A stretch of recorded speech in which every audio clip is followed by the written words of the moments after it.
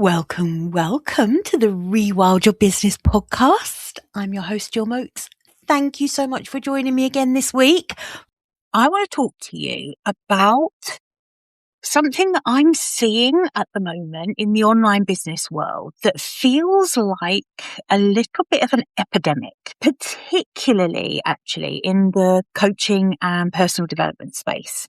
And that is that business owners are hearing the message that they can differentiate themselves by being vulnerable. Yeah, great advice.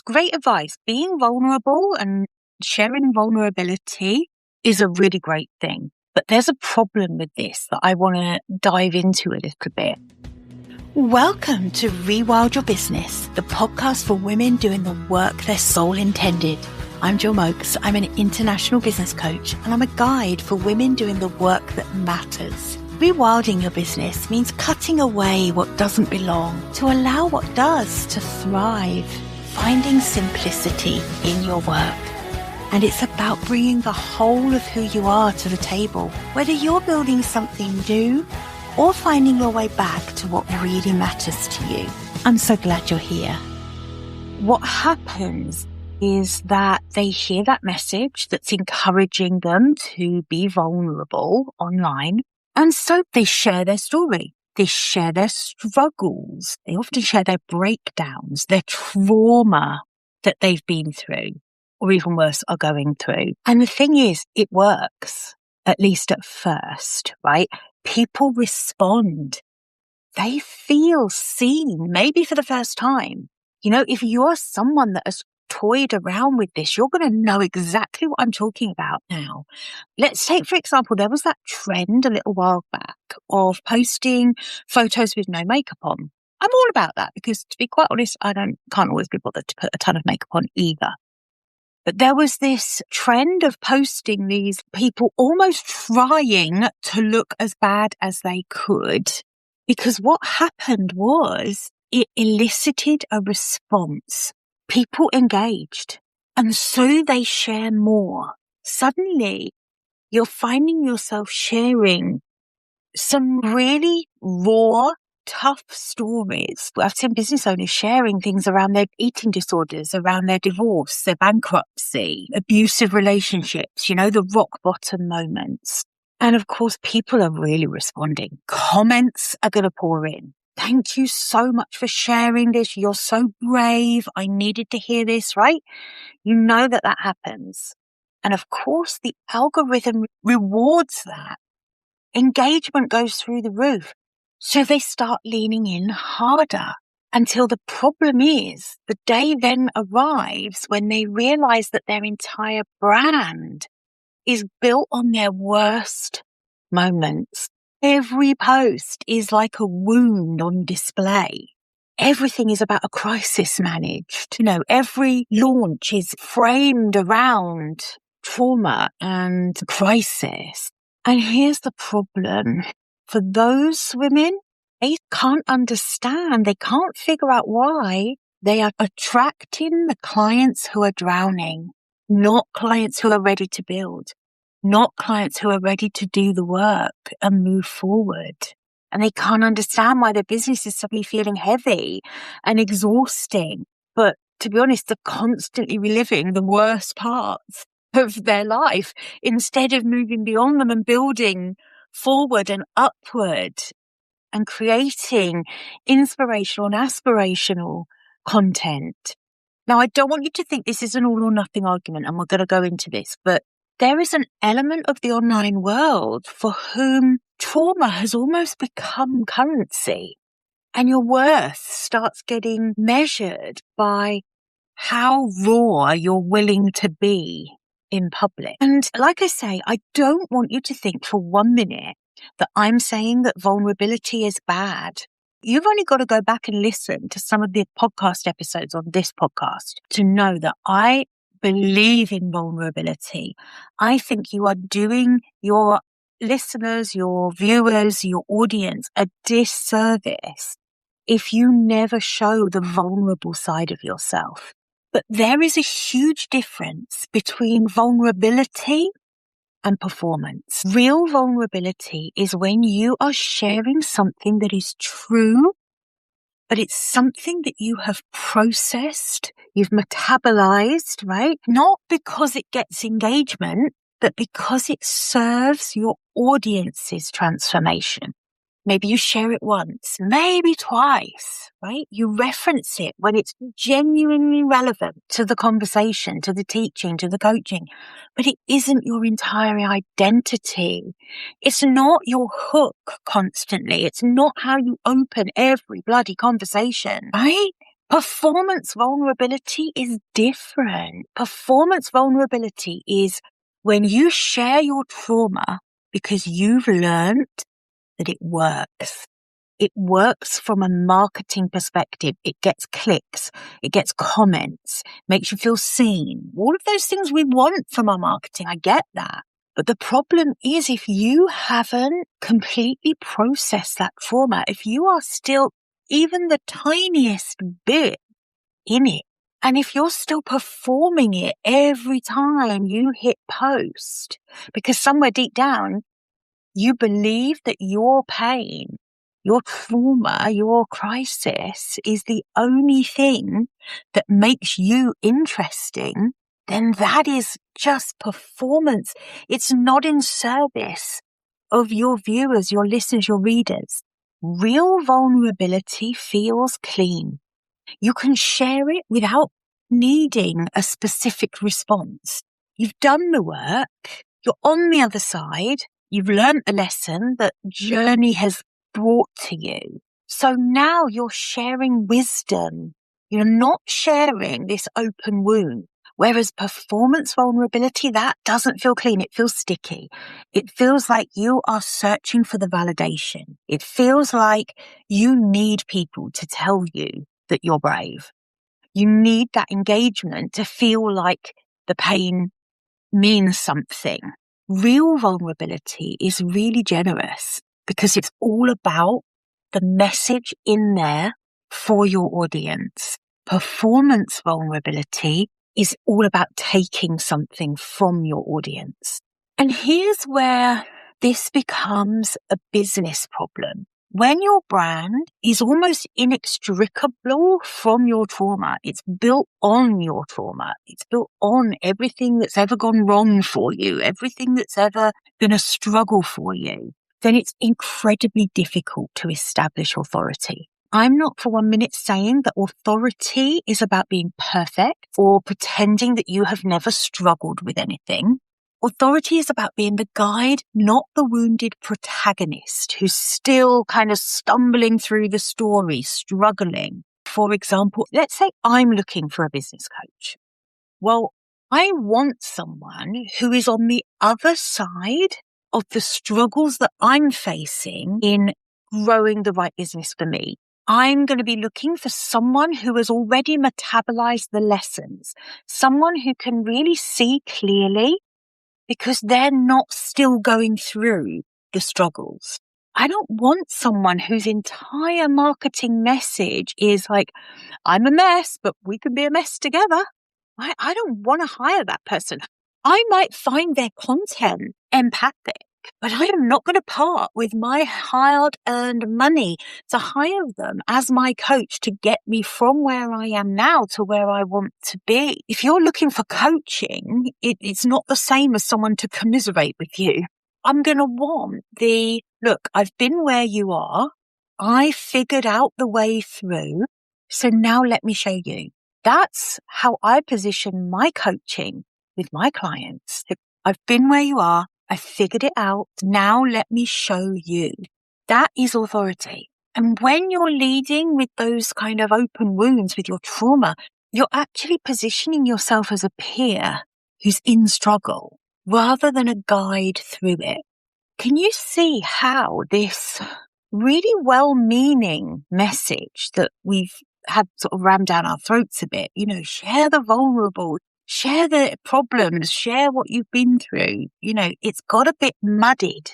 And the result of that is then that you attract people who want to sit in the problem with you, not the people who are beyond ready to solve it, And then you're wondering why your clients are exhausting you and why they're not doing the work and why they want you to handhold them through the transformation or through every tiny decision that they need to make. It's because you sold them on empathy, not on your expertise. And here's the deeper problem with this. When your trauma becomes your brand, it also becomes your identity. And our identities are really freaking hard to let go of. I know this because it is something that not only have I been through, it's something that I coach women through all of the time. Letting go of an identity that they are clinging to for dear life in order to become the woman who has the business that they want. So when your trauma becomes your identity, and if all identities, even painful ones, are hard to let go of, you can see what's going to happen, right? You've built an audience around being the person who overcame X, and you've created content around all the lessons you learned from this terrible thing that happened. If your entire positioning for your brand is, I help people who struggle with this because I struggled with that. If that is the sole sum of your positioning, then what happens when you are finally beyond this, when you actually heal and move forward, when the trauma isn't fresh anymore? The alternative is that you show up differently, okay? You don't stop ever being vulnerable, but you share processed wisdom. And that's what happens when you take your experiences. So even the painful ones, even the things that were super challenging for you, and you do the work to really understand them, learn from them, most importantly, extract the transferable insights, the stuff that you can go on to use to help other people, so that you then don't have to do this performance.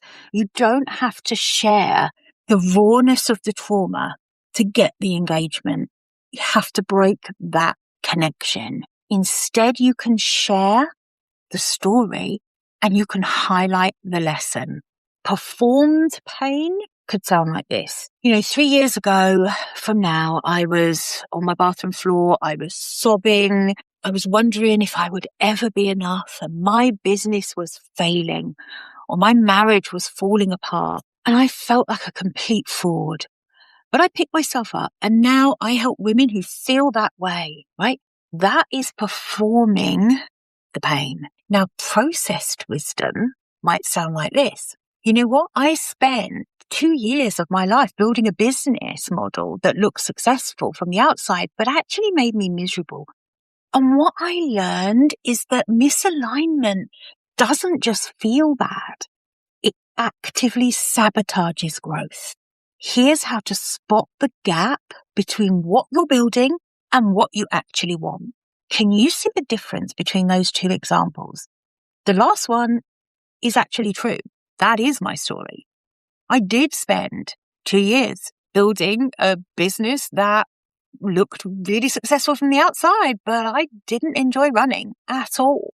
But can you see how if I had just shared the bit about how I was literally on the bathroom floor sobbing and I didn't know how I was ever going to make the changes I wanted to make in my business, and it was so painful and it was so hard, and here's what it felt like, right?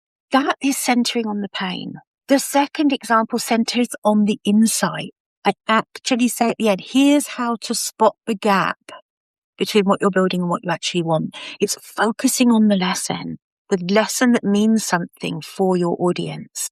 So one keeps you as the hero of your own struggle story, and the other one positions you as the guide. It positions you as the guide who has the clarity that is actually going to help them move forward. They're still going to sense the empathy. Don't worry that this non-performative kind of vulnerability isn't going to land powerfully, because I promise you it is. It's just that it's going to do it in a way that your audience can actually use I mean, honestly, it's like everything in marketing. One is about you, the other's about them. How many times have you heard people say to you, you know, you need to relook at your website copy because you need to make it about your ideal client, not all about you. Your LinkedIn profile, you know, whatever it is. That is a real, like, 101, isn't it? You need to make it about your ideal client. So even if you're sharing a really vulnerable story, it can't end there. You can't just do it performatively for the engagement. And I get it. This is why it's so hard to shift, because the performance vulnerability does get rewarded at first. You post about your trauma, you're definitely going to get engagement. The more extreme you are with that, the more engagement you're going to get. I posted a post on LinkedIn, and if you can be bothered, or maybe I'll link to it in the show notes, not in a performative way, but to demonstrate what I'm sharing with you now. I posted a post about losing my husband to cancer back in 2016. The reason I posted it was because of all of the lessons that Phil taught me and how I now use those lessons in my business. I think it was on the anniversary of his death or on his birthday or something like that. And honestly, this is the God's honest truth. I posted that while sitting on the loo, having a wee, just to clarify. It was one of the quickest posts I've done. I just typed it in. I put a lovely photo of Phil and I posted it. To this day, that post, because it talked about the death of my husband, has far and above the most reach any post I have ever created has. Closest thing to going viral that I've ever done. Perfect example of this. Now, I wasn't posting it in a performative way. I actually feel like that post was sharing something that was useful for my audience. I'd love your thoughts on it. Go and take a look at it. I will link to the post in the show notes. But see what you think. You'll get the point, I think, about how engagement just spikes. And doing that every now and then, I haven't posted another post like that one since then. And that was, maybe a couple of years ago. I haven't posted it. That's not what I'm all about. That is not my brand. My brand is not sitting in struggle. So when you share that rock bottom, yes, the comments are going to pour in. The algorithm's going to light up. And that can feel a little bit addictive. If you've spent years feeling really unseen and unheard, and you've made that mean something like I'm not good enough, suddenly that pain and struggle has a purpose. And, you know, you're getting this validation. I get it. I get how it's so tempting to use that vulnerability, to use trauma, to use your wounds to make you feel worthy of attention. But the problem is, and this is what I think we don't really stop to think about, that engagement is not building your business. It's building your ego, but it's not building your business. The people who are commenting, oh, you're so brave, they're most likely not your ideal clients. They're other really wounded people looking for permission to stay stuck where they are in their trauma. And the shares and the saves, you know, they're not converting to sales on that kind of content. They're not making someone think, oh, I'm glad she shared that extremely raw story. She must be the woman that I want to work with. That's building an audience of like commiserators. So it's really, really important that you are building your brand on authority, not on sympathy, not on empathy, honestly, because that is not where your ideal fit clients are going to come from. The clients that you love working with, that you get the best results with, who have the budget to pay you, right? That's not where those clients are coming from. That's not what's going to build the business you actually want. All it does is keep you performing in that same story. I think that for some of you listening, this is going to be hitting hard. I'm not going to apologize for that because I think this is such an important message for you to hear. And some of you will feel like you don't want to let go of that raw vulnerability in your brand. And often that can be because we don't really know who we are without it. If your pain has been your identity for so long that the thought of actually being known for something else is terrifying, then of course it feels safer to stay there. If you're like constantly asking yourself questions like, what if I'm boring without the drama? Or what if people don't actually care about my real experience or how I could actually help them? I just don't want you to believe that the only thing that made you interesting was how much you've suffered. I get the fears around it, but it is honestly bullshit. You're not more interesting because of what you've been through or because of the challenges you faced, right? You're more interesting when you've transformed those wounds into wisdom and you're genuinely on the other side, living a life that proves that the work works. Then your clients who don't need another person who only understands their pain, they need someone who understands where they want to be and someone who has walked through to the other side and can show them the way out.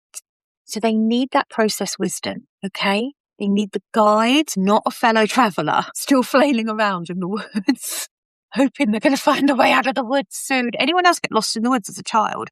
I can remember getting lost in the local woods in Barming, where I used to live near Maidstone in Kent. I remember getting lost in the woods as a child and literally having thoughts of, obviously Bear Grylls would have been proud of me. I was having thoughts of, I wonder how many days I'm going to be walking through these woods until I get to the other side.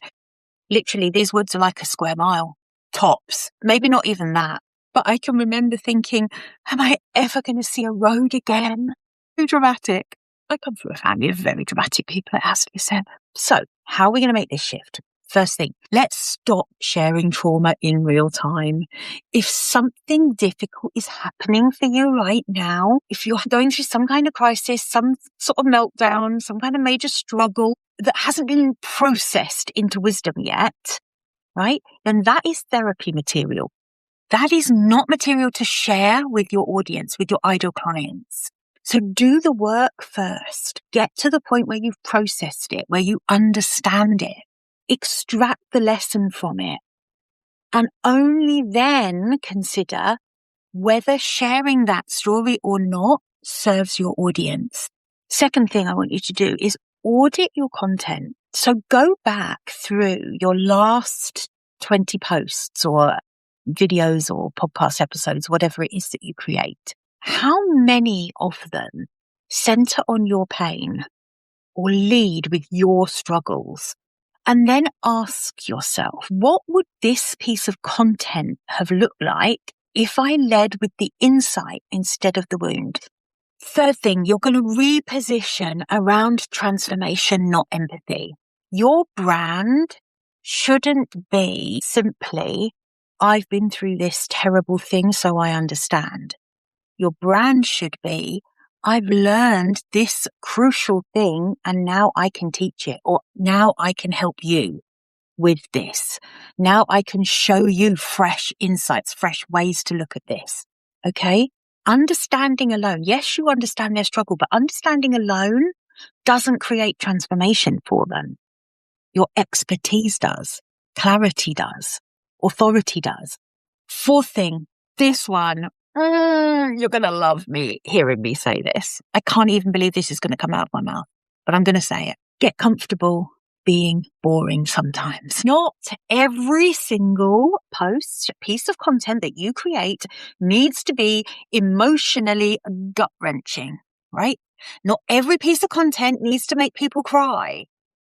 Sometimes the most valuable thing that you can share is a clear framework, a simple strategy, the answer to a commonly asked question, a straightforward insight. You don't have to be constantly bleeding to be valuable, to be interesting. Okay? So practice every now and then stepping back from the need to be disruptive or to be extreme. The fifth thing is that you probably are going to need to take some time to potentially grieve the old identity you had. And that doesn't matter why you are changing your identity, up-leveling your identity. And remember, when we talk about up-leveling our identity, we're not talking about becoming someone we're not. We're talking about becoming more of the person we are. But sometimes there is a feeling of needing to grieve the old identity to be able to let go of who you've been up until now. To be able to let go of constantly being the survivor, the wounded one, the person who is defined by what they've overcome. You are becoming someone new. We are all becoming someone new every single time that sun rises. We're becoming someone new. And you're becoming someone now who is defined by your wisdom, not those wounds, not the trauma, not the raw vulnerability that you've been going back to time and time again. And that is an identity shift. And identity shifts are meant to feel uncomfortable. You do it anyway because you know that you need to change the identity that you are embodying in order to have what that future identity wants and needs. And when you stop performing all of that trauma and start sharing that processed wisdom, as I'm calling it, then I think everything does change. You start attracting different clients. You're going to notice this really quickly. You will start attracting people who are ready to do the work, not the people who just want to sit in their story, who just want to stay comfortable in that story that you have demonstrated so beautifully with your own trauma sharing that you understand. Those are not the clients I want for you. I want the clients for you that are ready to do the work, that want to grow, that want to move forward. And you build different authority. You build that authority as the guide, not the peer, the expert. And that allows you to create different content. So now, the fruit of that is that you get to create different content, clearer, more useful, much more valuable, less emotionally manipulative, actually, because honestly, that performance vulnerability, that is emotional manipulation. That's not okay. Doesn't feel good. So that's going to make you feel different. You're going to feel lighter. And you're not going to be boring because you are doing this. You are still going to be incredibly powerful. You're going to be more powerful because of positioning yourself as the authority, because you're sharing the insights that your journey through a challenge brought for you. And here's the thing that actually surprised me probably the most when I made this shift, because like most things I share with you is process wisdom. This is something that I have made this mistake myself in the past. And here's what surprised me is the people who truly value you do not need you to perform that pain. They value your clarity. They value the wisdom that you have, the authority, the frameworks that you have, the ideas, the way you have of helping them see what they can't see yet, right? The value that you have because you're on the other side. They're not seeking the you that's still in it. And the clients that are willing to pay premium prices, they're just not looking for someone to commiserate with. They're looking for someone who's figured it out and who can show them the way. And that is who you become when you stop leading with that raw vulnerability. This is all about balance. It's all about where you need. Actually, it's not about balance. I'm going to take that back because balance people often think of balance as 50-50, equal. It's not about that. That trauma content, that vulnerable content should form a small part of your story. The insights that came, now you're the other side of it, should form the lion's share of the story. I have an invitation for you.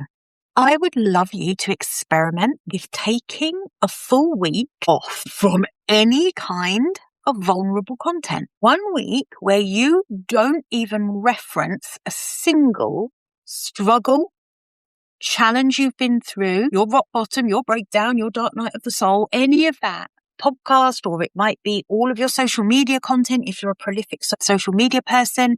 It might be your emails. I want you to really consciously only share things you know. Share about how you get transformations with your clients. What are your frameworks? What are the strategies you use? What are the insights you've learned? Load it and lead with wisdom and see what happens. I said do it for a week, but do you know what? If you're like me and you don't create a ton of content every week, maybe try this for a month. Nothing's going to go wrong. Nothing is going to go wrong if you do this. I would just love you to see what can happen when you take out that habit that you've probably formed of going to that kind of content. Now, if you're listening to this and you're saying, do you know what, Jill, this one isn't landing with me. I don't think I do that. Then that is brilliant. Not every episode of this podcast has to land to the same degree with every single listener or viewer. But if you are listening to this and thinking, oh my goodness, yeah, that is really landing with me, then I think it's going to make a big difference for you to do this experiment. I think it's going to really highlight for you what you've been relying on and what it can feel like to transition away from that. I think you'll surprise yourself as well. I think you'll surprise yourself in how entertaining and how compelling you can create content when you are not going back to those stories. So remember, if you are someone who is building that legacy business, who wants to be defined by their wisdom, right? Then reach out to me. I'm going to put the link in the show notes because I work with a small number of women who honestly are really done performing and are absolutely ready to lead from a different place. I'll drop the link into the show notes, but for now, it's goodbye for this week, and I will see you back here on the podcast, same time, same place, next week. Bye for now.